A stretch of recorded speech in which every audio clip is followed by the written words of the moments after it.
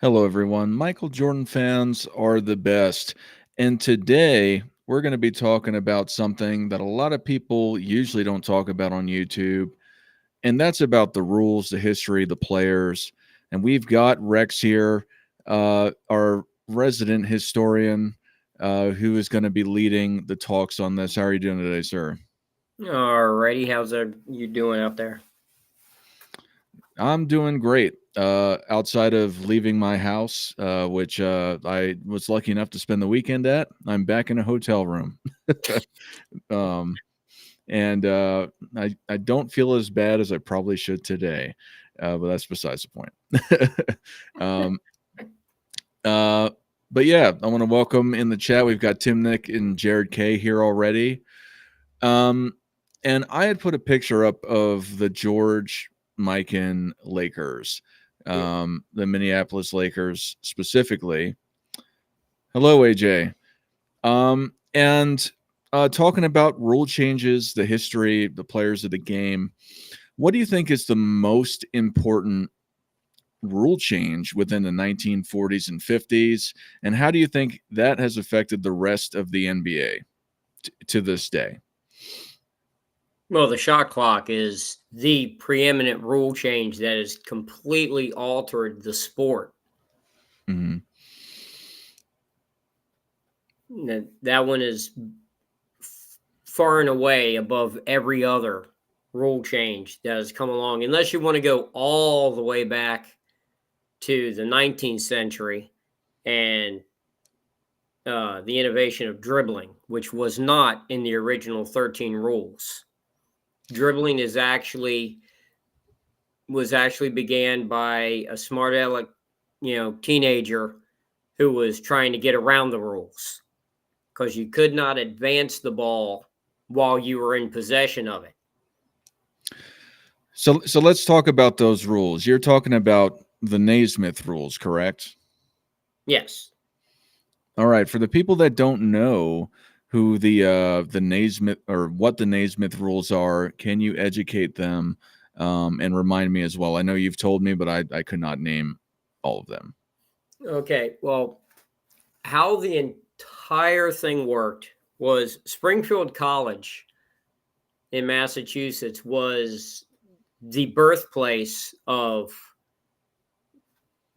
modern football, basketball, and volleyball. Mm-hmm. They were all invented at about the same time. Volleyball was a couple years later, but Amos Alonzo Stagg was the head of the athletic department, and he sat down. He was a great coach. He sat down and made rules changes to American football, which took it from the realm of rugby and made it more towards what we know today as American football. And at the same time, he told one of his teachers in his department, Dr. James Naismith, young Canadian teacher, that he wanted him to make up a game for the football players to stay in shape indoors during the winter between football and baseball season in the spring. So Dr. James Naismith came up with the 13 original rules of basketball. Oddly enough, dribbling was not part of the rules. You could only advance the ball by passing it. Once you could run everywhere. Once you caught it, you had to stop. And you either passed or you shot. Dribbling came along when, like I said, smart aleck kid that couldn't get off a shot or a pass decided to let go of the ball, let it bounce, move, and then pick it up again. And then would drop it, move, pick it up again. Everyone else, hey, wasn't against the rules. It was a loophole. This eventually, over the course of a couple years, became dribbling. Mm-hmm. Now, the one thing that I found interesting was if you ask anyone, when was the first flagrant foul rule? or intentional foul rule, whichever way you want to call it. I mean, I would guess it would be within the 40s or 50s of the NBA, but I don't know. A lot of people will tell you it was 1991. That was when the NBA initiated the flagrant foul rule. But if you read Dr. Jane Naismith's original 13 rules, it very clearly specifies a different penalty for a flagrant or intentional foul. So there's always been a flagrant foul rule in basketball. The difference was it was originally counted as a technical foul. Yeah. And in 1991, they moved it from the technical foul column to a personal foul and made the flagrant foul rule as a personal, because they had always had a flagrant foul rule, but it was underneath the technical foul where you only get 2 and then you're gone. So refs were very judicious with it. They did not call it often, because two technicals and a player's out of the game. Yeah. So then they changed it, made it underneath the common foul rules, the personal fouls. So now they're called much more often, and the game is much more tightly officiated because of that. But the flagrant foul rule has been in effect since the very first basketball game in December of 1891. Yeah, that's great information. I didn't know that. I just assumed it was an NBA rule. One thing I forgot to mention is that for anybody in the audience, if you'd like to call in and ask Rex a specific question about the history of the game, the players. I see RC in here. I know you said you've wanted to call in a couple times. There are some questions that are going on within the chat. And we can do it that way too. But I just thought that was interesting in respect to that, which I didn't know, and same with the dribbling. I didn't know that was not a thing, or how it was created more specifically. Oh, Roland Curtis, are you're RC? Hello. Yes, that's me. That's me. Oh, there he is. Hey, how you doing today? I'm doing well. How are Great. you? Awesome. Sure. Well, two things. I actually I think you super chatted me, and I thought you super chatted Robin yesterday. Was that the case, or am I mistaken? I was kind of all over the place. Right, that's correct. Because I think 2 weeks ago I super chatted Robin, and then I didn't know what your channel was, so I didn't even know how to call in. But I found out, so then I was on your channel, I believe yesterday when I super chatted. Yes, thank you very much. I got confused, especially with these the restreaming or multi-streaming across these platforms. It went, not to get into the weeds of it, but it went purple, which usually means that it's paired. Okay. So I got confused, but then I saw what it looked like. But anyway, thank you very much for super chatting me. No problem. Did you have a question for Rex or myself in respect to anything here? Sure.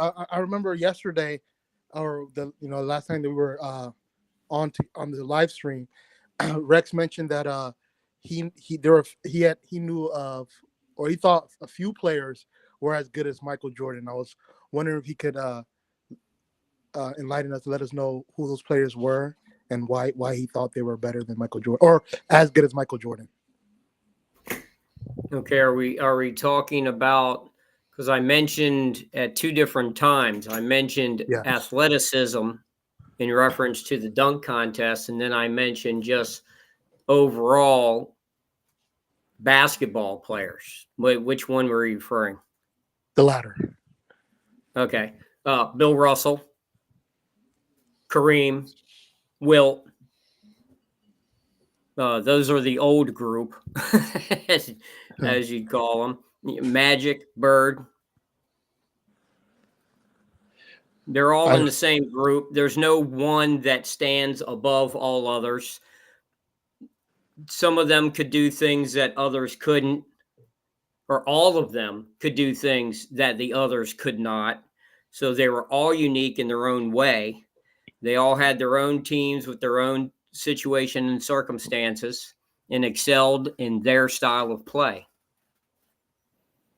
I see.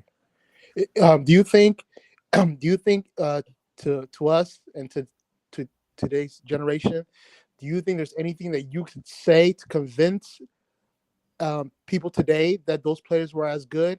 And that's my first question. And my second question would be, did any of those other players dominate area of basketball as well as Michael Jordan dominated scoring? Well, Wilt dominated scoring more than Jordan did. Far more.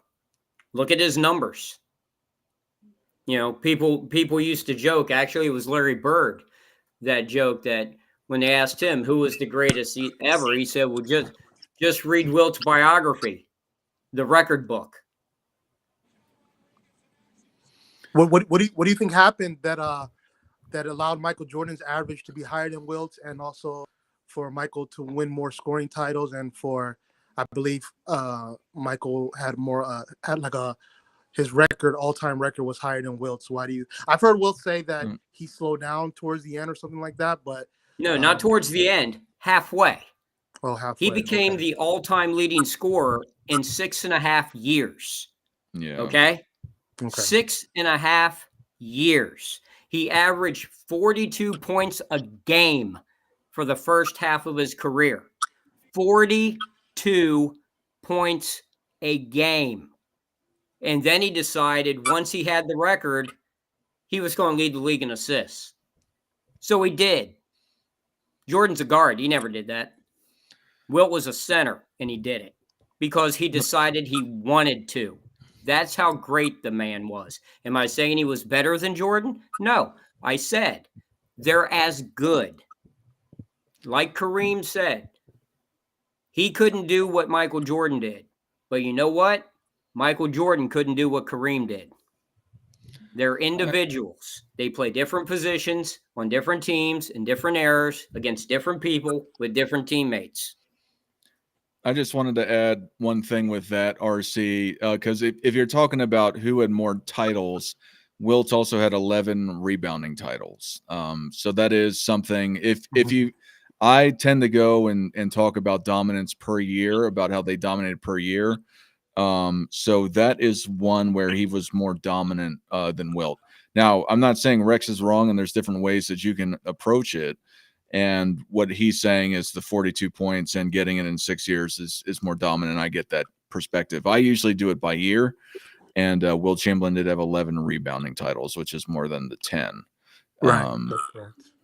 Mm-hmm. That's correct. Yeah, I knew that he won the assist title. I know he won a lot of rebounding. I didn't know he had 11 rebounding titles, which is one more than Jordan's scoring titles. But what about with Wilt Chamberlain? So plus he has 11 rebounding titles plus 7 scoring titles, so that was 18. So yeah, it's pretty dominant. But you guys just think that maybe it's because it was a long time ago that people don't include Wilt Chamberlain in most GOAT arguments? They don't include him because they'd lose. So Earl Monroe said it the best. Earl Monroe said, the reason you don't hear people arguing for Wilt anymore is because, or people ignoring Wilt's numbers is because if you accept his numbers, you then have to accept where he is in the hierarchy, which is at the top. I see. But what about? But I know it's a big knock on Wilt. That I think a lot of people will then bring in the Bill Russell thing, and even though I know Wilt, I believe somebody said it on Undisputed that Wilt averaged 29 and 29 against Bill, but because Bill Russell won most of their matchups, except for I think maybe one in the finals, that they would take away dominant points from Wilt's resume. What do you guys say about that? As far as this is the argument that I always try to explain to people. See, I look at it different than you guys do. I played basketball. I'm not a fan of basketball. I don't watch basketball.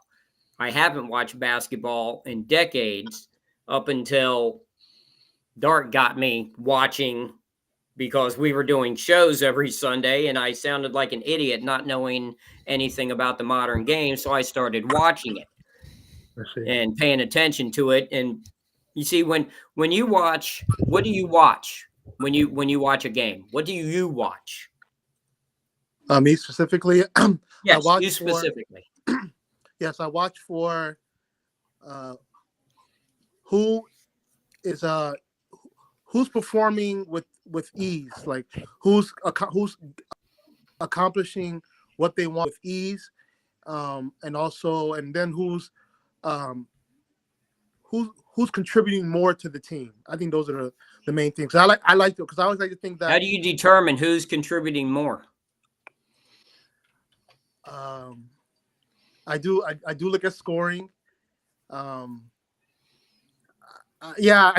go by the statistics, so I would just look at the stat sheet, and whoever has the highest numbers, I usually think. Okay, how do you get a stat? How do you get a stat in basketball? With effort, just no.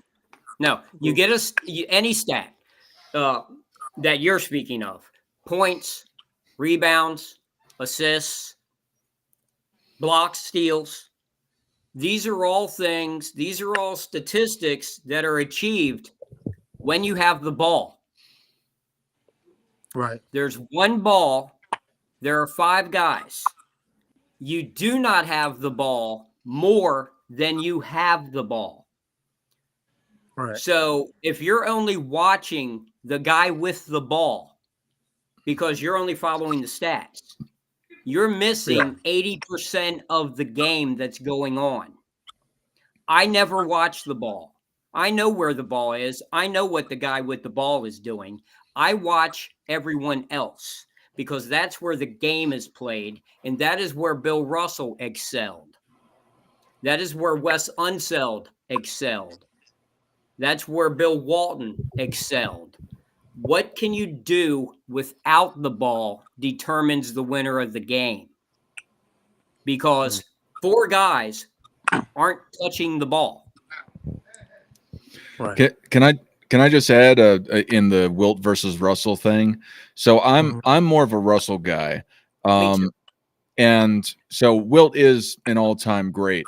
For me, I have him flirting in my top 10. Sometimes I have him. I have a Mount Rushmore. So I think these guys are just by far greater, not better, greater than everybody else. And a lot of it has to do with winning, and a lot of it has to do with titles and influence. So my Mount Rushmore is Michael Jordan, Bill Russell, George Mikan, and Magic Johnson. But Wilt Chamberlain, I did this silly little formula based off of this LeBron James channel. And looking at it, Wilt Chamberlain came out really high. He came out 3rd all time, doing a formula where it's just the objective titles to account for rule changes. Because, for instance, Wilt Chamberlain scored 50 points a game, but that's when offensive goaltending existed.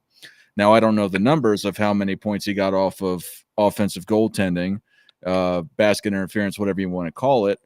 But I bet you that, or I know because they took that aspect of the game away, that people scored less in general than they could have. Not that they would have, could have, if that was an option to score. However, there's some sort of like slapping thing in the background of your mic, RC, just letting you know. But there's but the thing is either way, he still outscored everybody in his time and space. So even if that is the case, which it was, I don't knock that against him or say, well, oh, he would have scored, I don't know, 33 points a game or some random number. Because and just on a sidebar, and then please respond to this. But just on a sidebar, a lot of these advanced stats with the pace and stuff, they don't really account for rule changes. So I don't know if they had, what's the formula to account for offensive basket interference amongst other rule changes other than pace, but pace has nothing to do with that. Well, there's two things with that. Mhm. And Jared Kay finally gets it. He finally gets it. Me mentioning that you're without the ball more than you are, and that's where the game is won and lost. He says you can't measure that, though. Exactly. That's why there is no GOAT. Because the most important part of the game and the majority of the game, you can't measure. Yep. Or say Now, what? Oh, I'm what sorry. you're I talking, didn't mean to what you're interrupt you. talking about. Now, when they instituted that rule, Wilt then averaged immediately the next season 6 points less a game. Yeah. Playing for the same team with essentially the same teammates.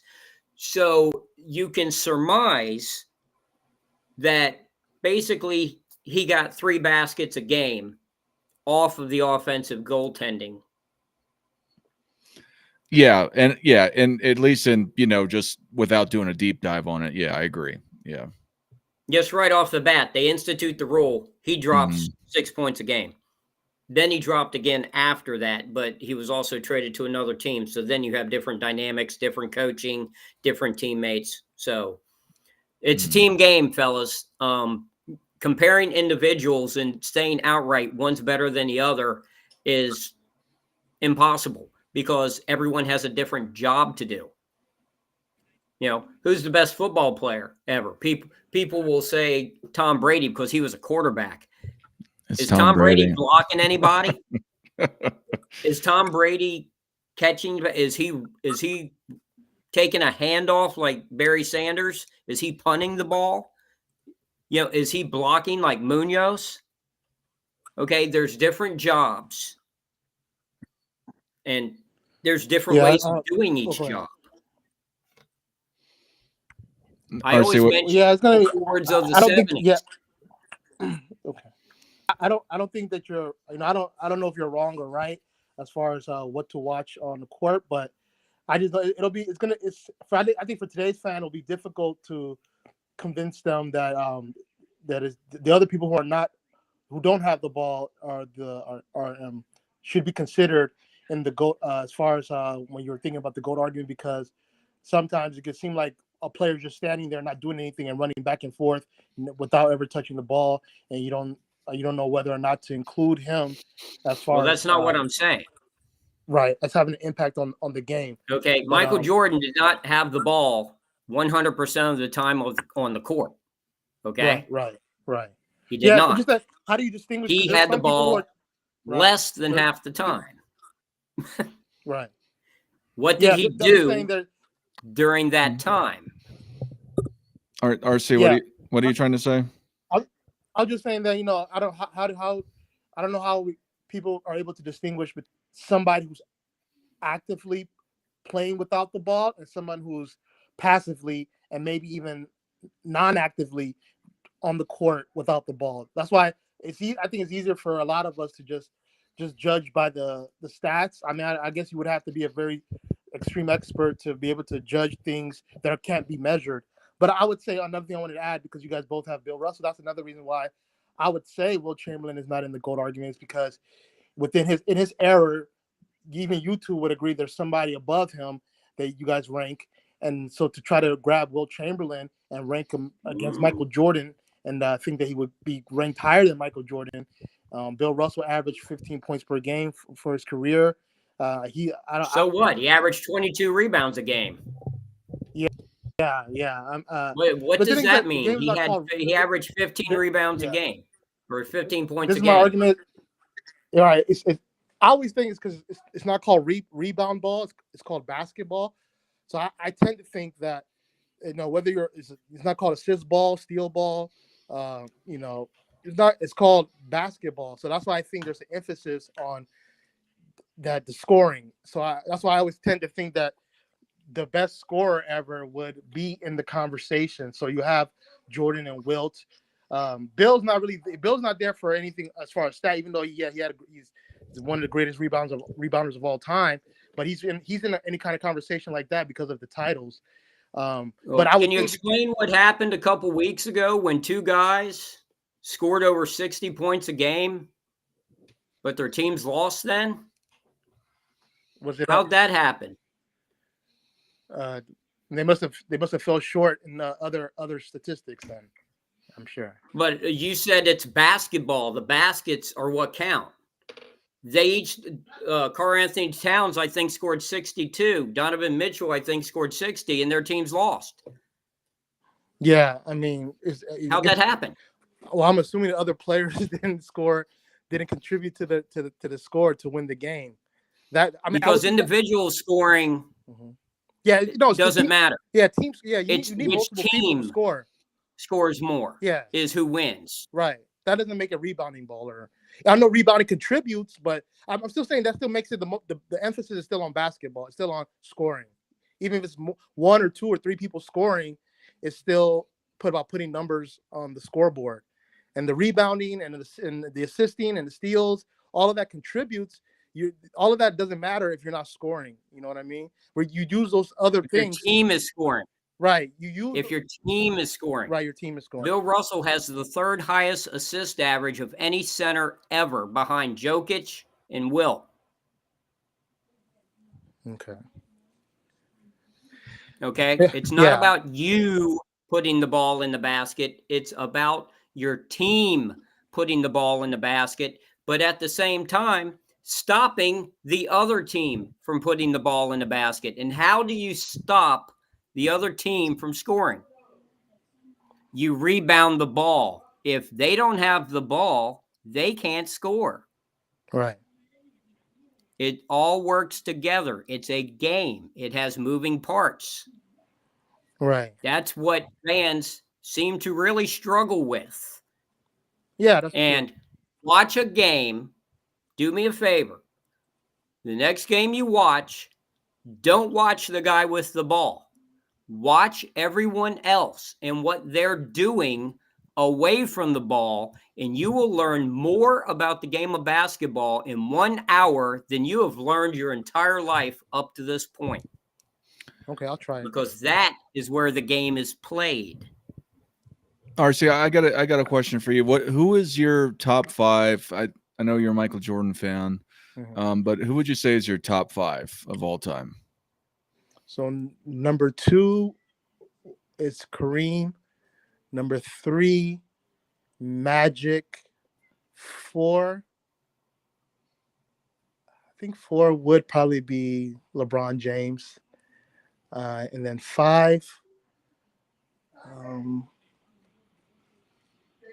think 5 would probably be Wilt Chamberlain. Okay. Yeah, I hardly think past 2.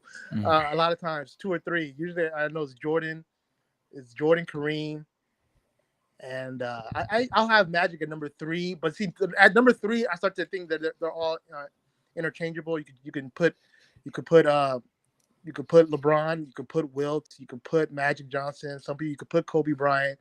The first 2, I didn't have George Mikan, I don't have George Mikan, and I forgot what the other players you guys had, but George Mikan this is my first time hearing somebody have George Mikan in their top 5. Well, the reason why I have him up there is for his influence and his dominance during that time. The way I look at it is I look at the most dominant players by their statistical categories, their team success, and then their influence on the game. And George Mikan influenced the shot blocking rule through his college years that transcended to the NBA. Also the shot clock, the widening of the lane. So for those off the court things. And then he won 5 NBA championships, 7 total professional championships, and was a scoring leader and rebounding leader multiple times. So that's why I have him so high, is because he was the most dominant guy in his era. And essentially I just went down my list in respect to that, guys that were just more dominant than others, and to include their off the court influence. But yeah, most people don't have George Mikan up there, and that's fine. I mean, that's just something that I just think that's something to consider. And I think he's a guy that is widely overlooked. Yeah, where people will just go and say it was an ancient era, it was archaic. Sometimes they bring in race into it, and it's not his fault that there were that those were the times. I mean, he still dominated everyone that he faced, and not Well, and not. we had mentioned earlier about the NBL. You had asked, and I had mentioned before the NBA, the NBL was integrated. They had an all-black team in the NBL, the Dayton Wrens. They were in the NBL. They played every team. They were part of the league. The NBL was integrated. It's when they merged with the BAA team owners did not want the integration. So they had a vote. And I believe it was 13-5 against integration. So the Wrens were not allowed merger. And it wasn't until 1950 that they started bringing in individual black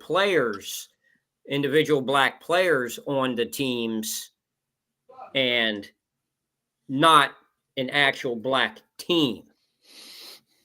Got it. Well, yeah, I knew George Mikan won 5. Did he win? How many of them did he win in a row? Were they all 5 in a row, or? No, he won 3 in a row in the NBA. Okay. And then he won another 2 in the NBL. Okay. And that's a whole rabbit hole to go down, which we could talk about. Do you want to hear it? Because we can talk about it. I mean, the subject is just asking about history and players. Sure. Are you in? Yeah. Okay. Interested. Yeah. So George Mikan was in the NBL. He had won 2 championships, one with the Chicago. Oh man, it's escaping me right now. He was on a Chicago team, went to Minneapolis Lakers, which was in the NBL. Chicago Gears. Yep, that's it. And then he won with the Minneapolis Lakers when they were in the NBL, and then they went to the BAA after that. And then how the NBA counts its championships is only BAA and NBA, even though it merged. It's kind of like the ABA, where it doesn't count, but and even on the Basketball Reference, they don't talk about the NBL at all. It's all about the BAA, which is the NBA, before the merger. What I'm getting at is that George Mikan even would do this stuff called barnstorming, where they would go and they would promote basketball in general within the professional leagues, and they would play teams like the Harlem Globetrotters, and he would beat the Harlem Globetrotters. That's just a famous team name that still exists. And then there was a pseudo professional league where it wasn't considered professional because there were a lot of basketball teams that would play for giant industries or giant corporations. I'm not saying this one had it. I forget. I haven't looked at this in a while, but let's say Ford would have its own basketball team, Ford, the car company. There would be a professional basketball team that fell under Ford, and then they would go and they would sometimes meet and play each other, but they had their own individual league. So in respects, it was the Wild West with a lot of stuff. But he played in DePaul, had a big time rival there. What's his name, Rex? I forget off the top of my head. Curlin. Bob Curlin, right? Bob Curlin at Kansas State, I believe, or Oklahoma State. I don't remember, but him and George Mikan was the first big man. Essentially, a lot of people thought that basketball would be played better by smaller people. Ironically, as of recent years, they kind of tried to transition back to that until Wemby and a couple other big men, I feel, are trending to the big man again. Not that the heights have changed. And I think everyone has been 6'5" or above since 1960 or 1958. The height of a lot of people say, oh, well, there is all these short people. There were at first, but then, when people talk about the 60s or 70s, the height's been an inch difference for the last 50, 60 plus years. So, yeah, Pete, someone in the comments was mentioning that if Bill Russell played today, he wouldn't even be a center. If you actually look at the numbers, LeBron James is the average size, is the exact same size as an average center today. Mm-hmm. The centers are smaller today, Bill Russell was slightly below average in height for a center back in his day. Today, he'd actually be over average as a center. But none of that matters. Have you ever heard of Wes Unseld? He was Yeah. 6'6.5" and was a Hall of Fame center, was league MVP as a rookie against Russell and Wilt and Reed and Thurman and Bellamy. So it's all ridiculous. If you can play, you can play. Yep. Did you have any? Do you guys think? Keep Go going. ahead. Yep. I No, was I didn't gonna mean to say- interrupt you. Yeah. No worries, no worries. I was gonna say that. Do you guys think that? I understand it's a team game, but so you guys don't think that the individual awards can help kind of separate player or separate individuals from the team to kind of highlight them so that we can have debates as far as the GOAT. The Well, individual awards. that's why those individual awards exist. Yeah, That's why they're consolation prizes. I see. Okay. I At see. first, you got to understand the society of the times. Okay. Back in the late, remember, the NBA began right after World War II. That's when the league was put together. Professional basketball leagues have been around since 1930s. Okay. Okay. They were all regional. They weren't able to get everything together, all the logistics. Even the NBA itself was primarily just in the Northeast when it began. When it began. Okay. But you're talking these were athletic, healthy men. Okay. A lot of them had just served in World War II and were serving in Korea. Okay. Jumpin' Joe Falks was a United States Marine. Okay. Okay. That era, it was drilled into everyone's head basically from birth. And it's still, if you go around the world, it's how most countries see Americans, is that all Americans care about is winning.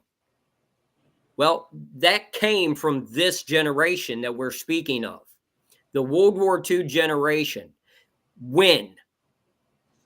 Just win. That was the predominant factor. There were no participation trophies. They didn't care about second place. It was you win. We had just fought the war against Japan and Hitler. And it was just win. You sacrifice whatever you need to sacrifice to win. And that's why all the way up until 1980, in 1980, Sports Illustrated had a poll. And they had the top 35 players for the first 35 years of the NBA. Now, this includes West, Mikan, Wilt, Baylor, all of these guys. Pistol Pete. Russell.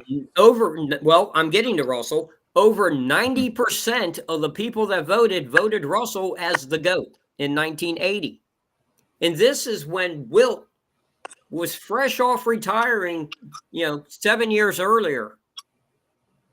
Only 7 years. He was still getting offers to play in the NBA when this list came out.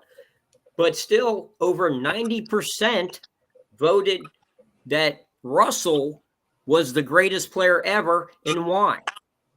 Because he won. But not only did Bill Russell win, he also had 5 league MVPs, the same number as Jordan. Just to interject real fast to your point, Rex, I believe the first year that award was given was 1956, and I believe Bob Cousy was the first one to win it. Yep. Anyway, I didn't mean to I just wanted to, just because you had said the consolation prizes, I didn't mean to interrupt. I just wanted to add that in there. Yeah, and the thing is, and that's the thing when people say, well, Russell only won because he had all these great teammates. Well, all of his teammates combined got one MVP. That's the one by Cousy when Russell was a rookie.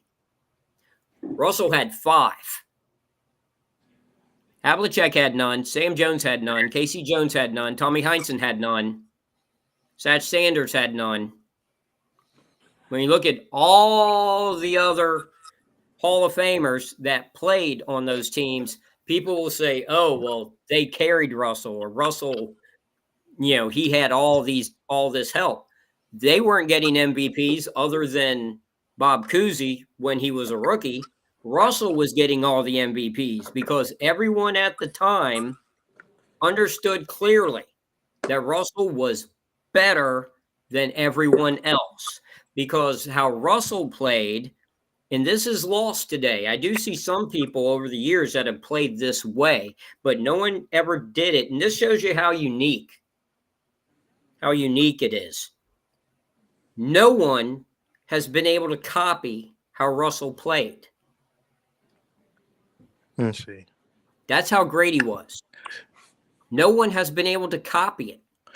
No one has been able to imitate his style of play. Now, Wilt did. Yeah. Wilt dropped the scoring and started trying to play like Russell. And what happened? He went to the finals almost every year, and he won 2 titles once he started playing like Russell. So what does that tell you about winning basketball? It's not about you putting the ball in the basket so much yourself, because as Bill Russell said, and this was the predominant way of thinking back long ago, was you work as a team, right? Yeah. If you got guys on your team that can really fill it up, then if you try doing that too, you're hurting their game. That's what they're great at. Let them do what they're great at. What are they not great at? They're not great at rebounding. Okay, you know what? I'll rebound. Since you guys aren't good at it, I'll do it. You fill the gaps. That's how you make a solid team, is there are no weak spots. And that was Russell's ability. People say Russell couldn't score. That's an outright lie. In 1966, I believe it was, he led the Boston in scoring in the playoffs on their way to their 8th championship, averaging 23.8 a game. Because other guys were cold, he had to pick up the slack. So he did. But he didn't play like that all the time. He didn't care about stats. He cared about winning and his paycheck. Real fast, Rex. Jared K is asking where the poll was showing 90%. You may know off the top of your head, but I did a debate with Bill Russell versus Kareem Abdul-Jabbar, and I had done, just to emphasize what Rex is saying, this was prime Kareem after he had won 5 MVPs. He didn't win; he only won the 1 championship at the time. But he was coming off of all of that success, and he was the latest and greatest. And they were still picking Bill Russell. I think it was the Associated Basketball, or do you know what it was off the top of your head? It's in my debate if you want to look at it, though. Well, it was in Sports Illustrated was the article. But as to who actually did the polling and the questioning and all that, that was 44 years ago. I don't remember. But I had the Sports Illustrated, and I actually had the article on my wall. Yeah. Can I ask you? Go ahead. You can go. What's up, Arsene? I was going to ask you guys a question. Because sometimes when I think about Bill Russell, I knew he won 5 MVPs, and so he has the same amount as Michael Jordan League MVPs. And it's too bad there weren't any Finals MVPs because we would know who, like, maybe it could at least indicate maybe who may have contributed. What would you guys say is the criteria for winning the Finals MVP? Does it mean that person contributed the most to the championship? Do you think Bill Russell would have won a lot of Finals MVP, or do you think he would have won maybe half? Would he have won all 11? Would he have won half or less? well, first of all, what's the criteria? What do you think is the criteria for Finals MVP? And how many Finals MVP do you think Bill Russell would have won? Rex, let me answer this real fast first. So for the Finals MVP, it's just like any of these awards, the All-Team NBAs, the regular MVP, the Defensive Player of the Year. It's really just subjective, and a lot of them come down to votes. But generally speaking, the criteria is that you were, as with a subjective statement, the most valuable person to winning on your team for whatever, if it was the season, or that the season being the league for the MVP, and then for the Finals MVP for the series. But again, that's like you're saying, what is it? Sometimes they'll, like with the Andre Iguodala thing a couple years ago, they had picked him over Steph Curry because he was shutting LeBron down, if you want to say that. He was maintaining him, containing him, because he was still having record statistics and all of that. But they still gave it to him because they thought he was the most valuable piece, which you could have given it to Steph Curry, and maybe he deserved it. But to the Bill Russell thing, I think I would say he probably would have won around 7 or 8, like just off the top of my head. I haven't done a super big analysis on it, but John Havlicek was killing it at the end of his career, and Bob Cousy was killing it at the beginning of his career in respect to Bill Russell. So, well, one of them would have been Bill Sharman earlier in the career. I remember I went through this year by year and watched the games that were available. And it's a judgment call, but I remember I came out with 7, but one was, 50-50. Sam Jones was hitting game winner after game winner, So, yeah. I mean, it's all voting anyway. It's all just voting. There is no GOAT.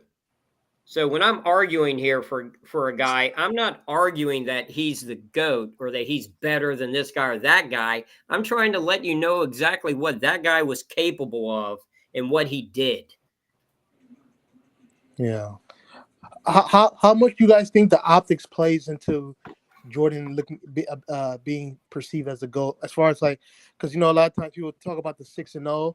I remember one time somebody said, we were talking about Jordan 6-0. Somebody said, well, Bill Russell was 11-0, and I said no, he lost 1. And I was just wondering, what do you guys? What are the optics to you guys like when you consider 6-0 averaging 30 points per game, and 11-1 averaging 15, but then also averaging 22 rebounds?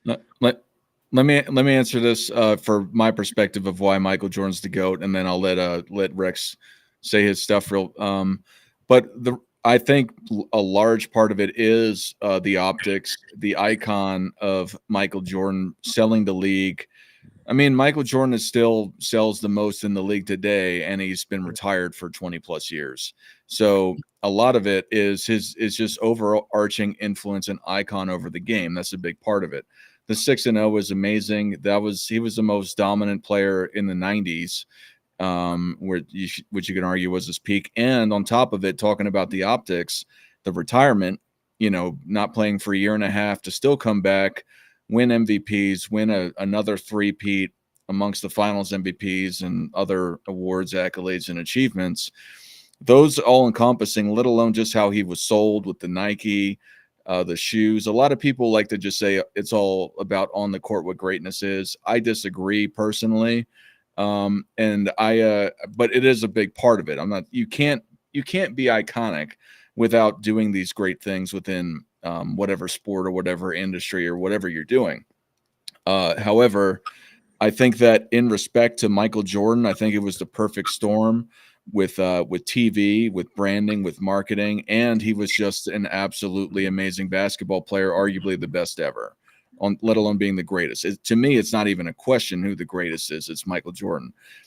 I think once you get more into the weeds, like Rex likes to bring up with the eras and all this sort of stuff, where you can't really measure it well because of the rule changes and all these sorts of things. I think it's harder to say who's the best player, but I think he has a real argument of being the best player of all time, and I don't think it is an argument that he is the greatest player of all time. Right. That's my take. Rex, you want to share your opinion on this or your perspective?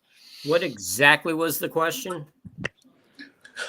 Well, I was asking about the optics. Does it seem to like to you, or Oh does it, yeah, because the most fans are casual fans. They like watching basketball, but their priorities lie in their real life, taking care of their families, doing their job, and they watch sports casually as a release, as relaxation. And you see this guy jumping from the free throw line, doing triple pump layups, putting up crazy numbers, hanging in the air. Yes, it's amazing to look at. It catches the eye. It gets the attention. right? I was even though I was considering the optics of the statistics of even though Bill Russell won more championships, the fact that he lost one finals, 11-1, and When he had a sprained ankle, yes. right, it seems like the optics of the 6-0. A lot of people rather have the 6 and also averaging 30 points. So you have Bill Russell What does that matter? 11-1. 11, yeah, yeah. I'm just saying that's what I think. A lot of people look at it this way. Bill Russell has 11-1 in the finals, and he averaged 15 points. They kind of ignore the 22 rebounds. They look at Jordan; he averaged 30 points. They ignore any kind of rebounds and assists, the 5 assists, the 6 rebounds, and he was perfect in the finals. Now, what you need to mention though, when you talk about these things, and like we have mentioned Russell's rebounding, you do have to mention that other than Magic Johnson, after Magic, Jordan has the highest assist average ever in a finals. 11.4. Yes. Yeah. The only person who averaged more than that was Magic. Now, Magic did it 6 times, but Right. other than Magic, Jordan proved he can also dish the ball on the biggest stage. Okay? Wasn't just scoring. He was a complete player. He was a complete player all the way around. Yes, it's a shame that a lot of people ignore the other things that Jordan contributed to his basketball game. I guess they only look at this obviously the scoring. They might consider the steals because of the steals titles and the defensive player of the year. So I mean, since it's a team game, I wanted to get you up before I go. Who would you guys consider as the best team in NBA history? It's easy for me to. I always go with the 72-10 Bulls because they won the championship. I honestly don't consider the Warriors because they didn't win the championship, but I know a lot of people have the 86 Celtics. What are you guys' opinions on that? The best team ever. For me, for a single year, I say it's the 72-10 Bulls. I think the greatest dynasty of all time is the Bill Russell 60 Celtics, 50-60 Celtics. But yeah, no, for me as an individual team, I think it's the 72-10 Bulls, 96 Bulls. All right. Well, for me, the record means nothing. The record is irrelevant because that all depends on the competition. That depends on the other teams. Like if you look, not to slander them, but to put in an amount of perspective, when the Bulls won 72-10, they went 18-1 against expansion teams. Orlando got them once. They went 18-1 against They played 19 games against expansion teams when they got that 72 wins. I don't look at wins. I look at who's on the team, who's on the court, and what got accomplished. My own personal feeling, and it's just my feeling. I'm not saying it's a law, it's a rule, it's a fact. I think for 1 year, the 83 Sixers were amazing. Okay. The lineup that they had guys, Hall of Famers coming off the bench. They had guys coming off the bench that were all-stars in the ABA and then were at the end of their careers like Caldwell Jones, coming off the bench. They had guys like Clement Johnson who were, for the most part, career backups who knew their role and executed it. They had Andrew Toney, who would be a Hall of Famer if not for his feet giving out on him. I mean, the Boston Strangler, he totally annihilated the Celtics. They couldn't stop him. They specifically went out and got Dennis Johnson from Phoenix just to stop Andrew Toney. But it ended up what stopped Andrew Toney was his own feet. But for one season, I think, what Moses was able to achieve that year, coming from the other conference, coming from Houston, the first unrestricted free agent ever in NBA history, go join Dr. J. And people don't give Dr. J the credit. Dr. J was Michael Jordan in the ABA. He was everything that Michael Jordan was in the ABA, possibly more, because that league would have folded without him. The merger happened just to get him into the NBA. But then he went to a team that already had 2 20-point-a-game scorers. So he sacrificed his personal game for the team, and then they get to the finals, and what was it? 77, they lose to Portland. 80, they lose to Lakers. To the Lakers. I believe they lost again in 82. Then they get Moses, and they win in 83. I mean, Dr. J had already sacrificed from the moment he got to the NBA. He sacrificed because they already had other 20-point-a-game scorers with Doug Collins and McGinnis. Now you're getting the league MVP and 6-time rebounding champion coming to your team. Dr. J had to take another step backwards, did it without complaint, fit into the team concept, and they finally pulled off the win against the Showtime Lakers. That is a team. Now, when you talk about just pure dominance of a team, the 86 Celtics, 40-1 at home. I believe they went, if you count playoffs, I believe they went 50-1 at home. I may be wrong on that, but I think 50-1 if you count the playoffs. 40-1 in the regular season. And that's insane, Yeah. And the guys on that team, you had a former MVP and champion in Bill Walton coming off the bench. Right. I mean, you had the best front line, the most accomplished front line in history. Arguably. People automatically say Bird, McHale, and Parrish. But if you actually look at it, Mike and Mickelson and Pollard actually won more.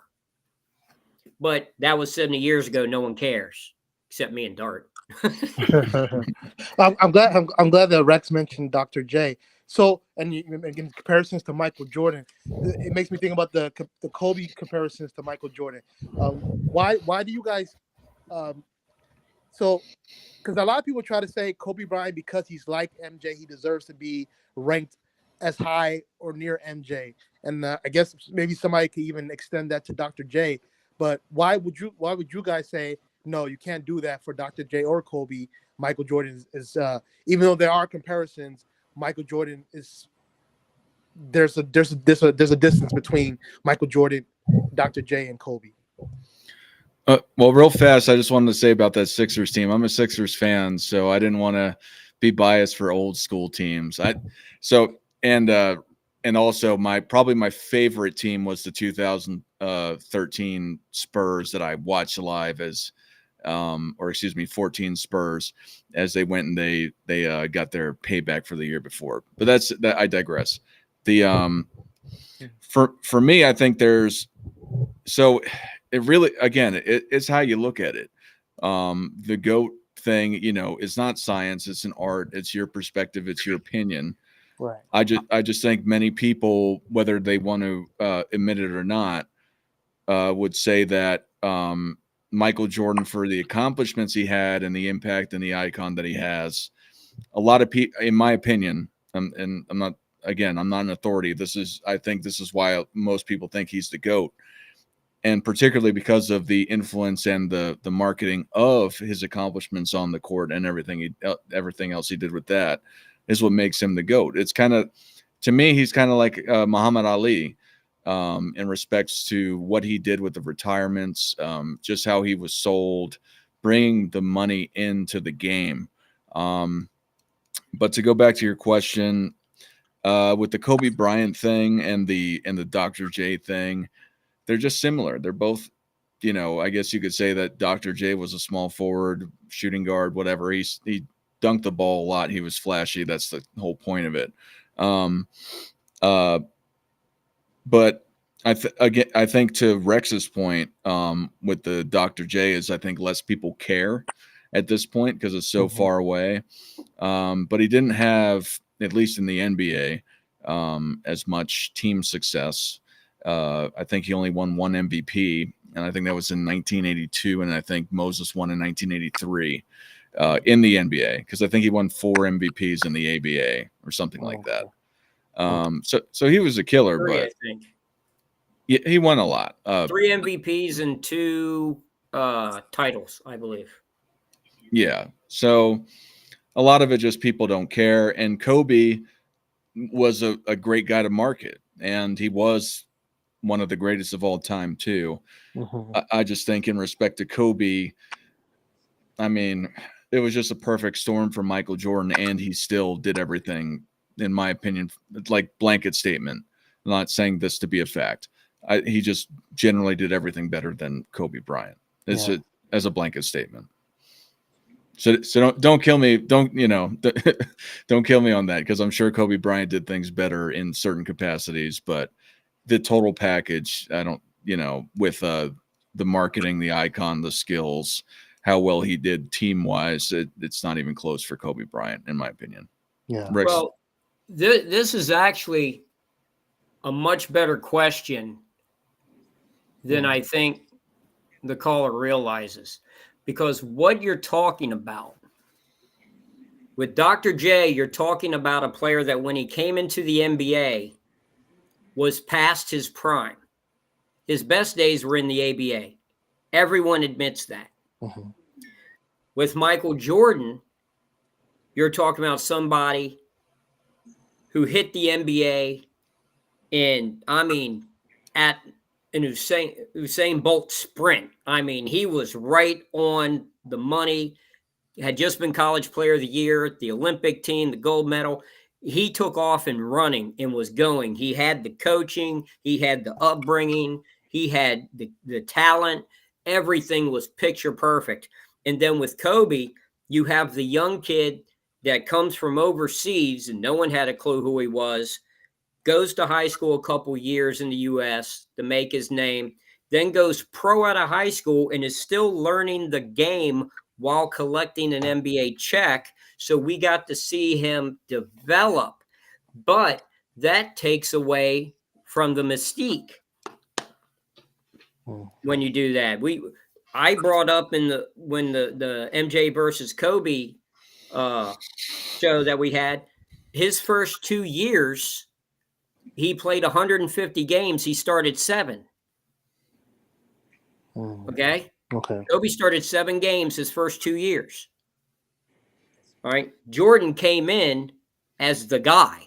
Right. Dr. J came in past his prime.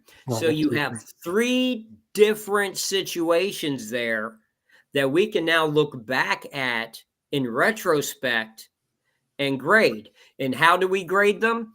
Exactly as you would think. If you take out all the stats, take out all the numbers, and just say, okay, we're going to grade a guy that hit the league perfectly, right? 21 years old, physically mature. He wasn't a kid anymore, but he had all the coaching, he had the high school career, 3 years of college, Olympics, great coaching throughout. All of his coaches were Hall of Fame coaches. And he's just ready to rock and roll. Obviously, he would end up, you would guess, not even given a name to it, you would guess, okay, that guy's going to end up having the best career. Then who's going to have the second best career of those 3? Well, the guy that comes in young and learns the game from other NBA players. Right. And we get to see his maturity elevate, right? He would be number 2. And then who would be number 3? Well, the guy that his best years are behind him, the guy that comes in the league at 27 years old. Right. And isn't that exactly how you have them ranked? Yes. I think that's how, Yeah. I would say You don't even have to have the name. names. You don't even have to have their names. If you just, this is why I preach. Situation and circumstance have so much to do. They talk about LeBron having the longest career. No, he does not. He does not. He still is behind Kareem in minutes played, actual minutes on the court. But aside from that, look at how many years Kareem played consecutively from his 8th grade year in school all the way through to the age of 42. Okay? Go ahead. LeBron has played 21 years in the NBA, but he never went to college. He was in the NBA at 18. Kareem was 22 when he came to the NBA. He was in college for 4 years. Right. So Kareem still has the longest basketball career. People don't think about that. They act like the NBA is the end-all, be-all, it's everything. LeBron James is not the all-time leading scorer. He's the all-time leading scorer in the NBA. He has not caught Oscar Schmidt yet. Wow. Oscar Schmidt is just below 50,000 points scored career. In the Naismith Basketball Hall of Fame, not the NBA, right? Yes. Okay. There is no NBA Hall of Fame. Yeah. Okay. I get it. RC and Rex, I'm gonna shut this off. But do you guys have any last words or want to talk about one more thing before we get out of here? I want to talk about one more thing because I just wanted because you guys back to what Rex said about Bird and Magic being on the. I guess you said would you guys all agree? Would you both agree that Bird and Magic were on the same level as Michael Jordan, or was Michael Jordan at least a tad bit on another level? And I bring this up thinking about the '92 Dream Team, and there's like this legendary practice game that they had, and somehow I guess I don't know the details, but I guess Jordan comes out as I don't know how to explain it, but it seems like Bird and Magic kind of tipped their hat to Jordan. I don't know. I'm not gonna say that the '92. I don't know, the '92 Dream Team experience was where Jordan was crowned as a better player than Bird and Magic. It probably was. Jordan still had to have won the championships and all the other things. But as far as those three, what's the distance? Are they really on the same level in both of your opinions, or is Jordan? How would you rank them if you had to rank them? And are they on a similar level? That's what I would ask. I would rank them as the best point guard, the best shooting guard, and the best small forward ever is how I would rank them. Okay. Talking about the '82 Dream Team, once again, what did I just say with the last assessment? Jordan is just entering his prime. I mean, he's right in his prime in '92, not entering. He's right in the middle of his prime in '92. Okay. Magic had already retired from the NBA and was HIV positive. Right. Okay. He was on medications. Larry Bird had already retired from the NBA because of his back and had to wear a full torso, not cast, but brace when not playing basketball. Got it. So who do you think was the best? Jordan would have to be the best. Yeah. But I know people forget to put those details in that Bird and Magic weren't health-wise. Yeah, I know age-wise they were old. They were older. They were broken. Well, one had HIV, and we thought he was going to be dead in 5 years. Shows you how how much medicine knows, right? Right. I mean, Bird actually first hurt his back in '85 and still won the MVP the next year. Okay? Okay. When people talk about Achilles tendon injuries, because of Larry Bird's bone spurs in his heels, they had to intentionally detach both of his Achilles tendons. in the surgery to fix his heels and then reattach both Achilles tendons. Oh, I never heard about that. That's crazy. And Wow. then he came back and was still smashing people. All right. These guys are all on such an insane level. They are all at the optimum of human potential for their chosen field. Got it. They are the best of the best of the best of the best. They played the game. 3 different guys played the game 3 different ways, went about it mentally 3 different ways, and accomplished everything across the board. Remember, Larry Bird in the 80s accounted for 67% of all MVP votes for the entire decade. Think about that. Grasp that number. He got 2/3 Mhm. of every MVP vote for the entire decade. Jordan didn't come near that. Yeah, that's I'm amazing. not saying Bird's better. They play different positions, different ways. There are things, obviously, that Jordan does that Bird could never do, and there are things that Bird did that Jordan didn't do. They're all great. It's a team game. And as a parting statement, I ask everyone listening to do this one thing. Watch at least 10 minutes or 1 quarter. Let's just go 1 quarter, 12 minutes. Mhm.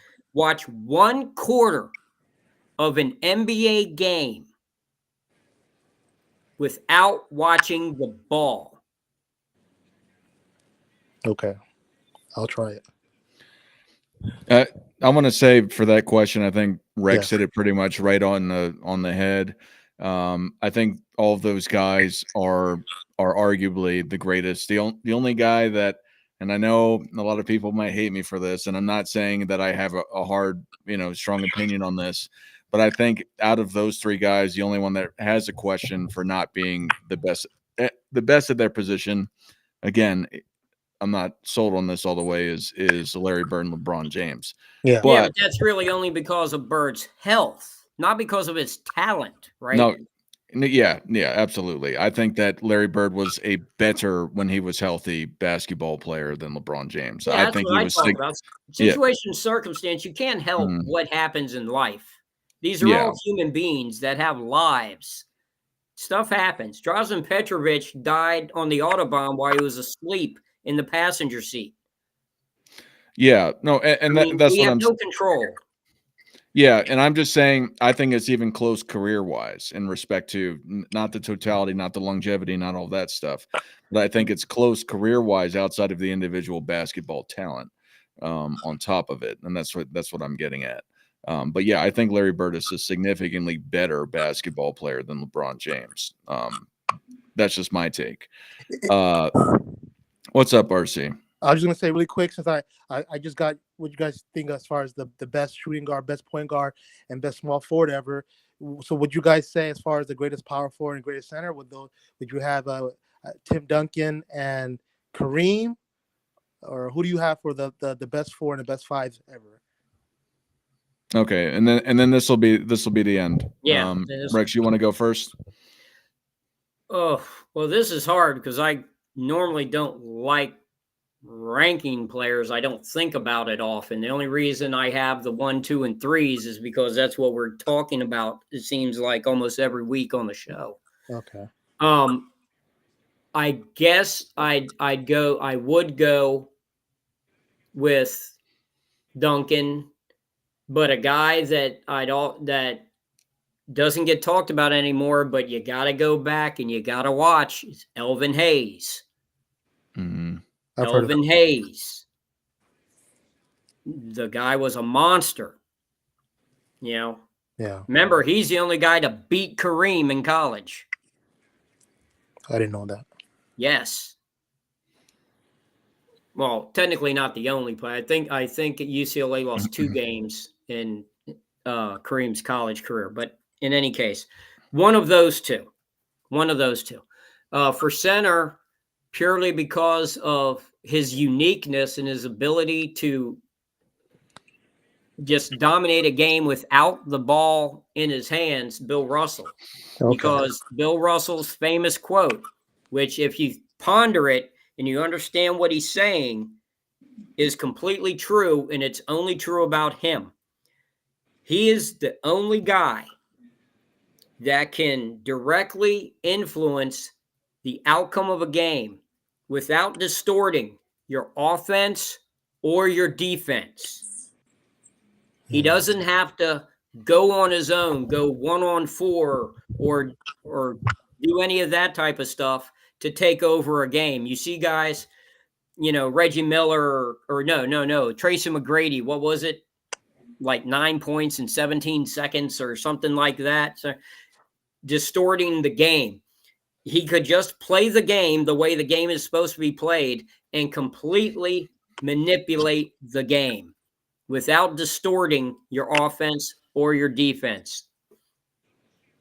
Got it. Yeah, for me, it's Bill Russell is the center. I'm a Bill Russell fan, though. He's also my grandfather, if you can tell. But my last name's Russell. But anyway, Okay. yeah, no, but a lot of what Rex said, he was dominant. Even taking it out past that level.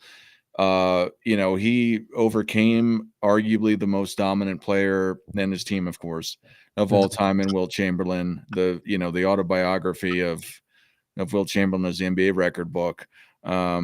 So it's hard for me to not have Bill Russell. If you want to say he might not have been the most skilled, I can get your perspective. But for what Rex is saying, and just the evidence of what turned out from him doing those things speaks enough for me personally. And then for power forward, I'm not really a big fan. I think that is the hardest position to classify just for me. Isn't it? Yeah. Yeah. Mm-hmm. Because most a lot of people are listed as a power forward. To me, it's like the bastard position of the NBA. It's like, are you a center, Right. or are you a utility piece? And so, but in total, I'll take the easy way out because I am a fan of his, and I would say it's Tim Duncan, for the success, for the skill, for his determination, Right. all that sort of stuff. Not to go into the weeds of it, but he also is, you could really just say he's a center, though. He was, even if you're just going by how they were classified through their career, half his career was classified as a center. So, yeah, was he a power forward or was he a center? So that's, I guess, an argument to be had. But yeah, there's a lot of great power forwards, but for me, I just never, it's been hard for me to really just say who is really a power forward and what. Yeah. Garnett, Kevin McHale, Mm-hmm. if you want, Barkley played a lot at small forward, though, also when they'd go with a big lineup. So, there's Dirk. You listening, Nick? There's so many. But for me, like I said, maybe it's had Bullets tickets, and I got to see him so much. You really need to check out Elvin Hayes and what he accomplished. He also played exactly 50,000 minutes in his NBA career. Interesting. Exactly 50,000 minutes. Well, RC, I want to thank you for calling, and you're welcome to call in the future again. I thought you brought some great questions out. And for everyone in the chat, thank you for coming. Go Fly, Tim Nick, Robert Terrell, .com, Sarah Sloot. I think that's a hilarious name. Lucas, who also did Apples to Typewriters. Happy birthday, Go Fly, and thank you for your service. I saw that. KB Magic, and AJ Preem. All of you guys, thank you for coming in here. Jared K, thank you for joining us. I thought this was great. I love talking about this sort of stuff.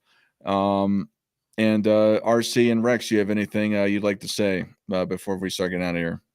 No, I just want to thank you guys for letting me on, and I learned a lot again. This is a quickly becoming one of my favorite basketball channels on YouTube. And you guys have a good one. Take care. All right. Thank you, RC. I Have a great night. One thing, I just for people that are still putting questions that we weren't able to get to, if you go to my channel, I have underneath community, I have up there. If you have any questions about basketball, history of the game, teams, rules, players, whatever, strategies, ask the question on that. What you call it, a post on that post in the comment section. Ask your question, and I'll give you a video response. I'll post a video response to your question. Because obviously Dart has a life and can't do this all the time. But I would like to continue this and maybe do it once a week or so if you're interested, sure. Rex. Yeah. Sure. But yeah, Go-Go-Fly, thank you for subscribing. Go-Go-Fly, you can go and check out what Rex's channel is in the description. It's at Politicus Rex, I believe that's just what it is. But it's also in the description. Start putting that on my name instead of coming up with the goofy names. I need to just put it on the thing so they know. Yeah. But also for next week, I talked to Robin earlier, and Rex, I would think you might be interested in this. For next Sunday, thinking about talking about the greatest moments in the 80s and the 90s. A little less contentious, just talking about 80s and 90s. Ooh. Yeah. You might have to cut that one down because that's me and Robin's wheelhouse. So that's going we're going to be just, you might have to narrow it down to like, let's do it in a couple shows and do different year, like, oh yeah, groupings of years. Yeah, me and Robin will be on there for 5 hours talking about the entire 80s and 90s. To be determined, but something of the like. It might just be the 80s. It might just be the 90s. I'm going to reach out to Angry Old Hoops and Uncommon Sense, see if they're available, amongst others. So please join in and check that out. Don't wait until the last minute to jump in. Yeah, Hoop Guy's always waiting for us to start. Then he jumps in every time. He's like he's like when you're at the court and like game's almost over and you only got 4 guys on the side and you're looking. Then right as someone hits game point, he pulls up in his car. It's like, yes, finally, there's our 5th. Yep. Absolutely. But yeah, please join us then. It'll be a good time. And then as a, go check out those guys if you haven't heard of them before. But otherwise, thank you all again. And Michael Jordan fans are the best.